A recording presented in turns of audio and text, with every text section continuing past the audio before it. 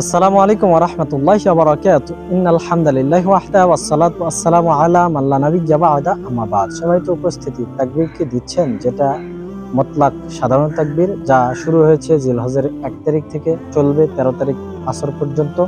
আসুন আমরা তাকবীর দেই বেশি বেশি। আল্লাহু আকবার, আল্লাহু আকবার, লা ইলাহা ইল্লাল্লাহু, আল্লাহু আকবার, আল্লাহু আকবার, ওয়ালিল্লাহিল হামদ। সম্মানিত উপস্থিতি, ছোট্ট একটা বিষয় আলোচনা করব, সেটা হচ্ছে আরাফার একটা সিয়াম, এর ফজিলত কোন দিনে রাখবেন এবং এর ফজিলত কি।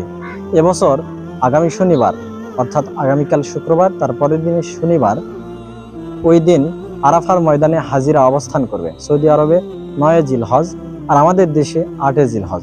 সম্মানিত উপস্থিতি, এ নিয়ে বিতর্ক আছে যদিও কিন্তু শুনুন, আল্লাহ রাসূল মুহাম্মদ সাল্লাল্লাহু আলাইহি সাল্লাম হাদিসে বলেছেন, সিয়ামু ইয়াউমি আরাফা, যদি কোনো ব্যক্তি আরাফার একটা সিয়াম পালন করে, আহতাসিবু আলাল্লাহ, আমি আল্লাহর নিকট কামনা করি, আইয়ুকাফিরা সানাতাল্লাতী ক্বাবলাহু ওয়াস সানাতাল্লাতী বা'দাহু, আল্লাহ তাআলা তার আগের 1 বছরের এবং পরের 1 বছরের পাপ মাফ করে দিবেন। সুবহানাল্লাহ। সম্মানিত উপস্থিতি, তাই আসুন আগামী শনিবার কেউই মিস করব না, প্রত্যেকেই ইয়াউমে আরাফার একটা সিয়াম পালন করবো ইনশাআল্লাহ।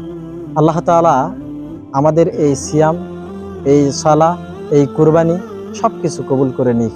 আর আমরা বলবো, ইন্না সলাতি ওয়া নুসুকি ওয়া মাহইয়ায়া ওয়া মামাতি লিল্লাহি রাব্বিল আলামিন, আমার সালাত, আমার কুরবানি, আমার জীবন ও মরণ জগৎ সমূহের প্রতিপালক আল্লাহ তাআলার জন্য। আল্লাহ কবুল করুক, আমিন। ওয়া আখিরু দাওয়ানা আনিল হামদুলিল্লাহি রাব্বিল আলামিন।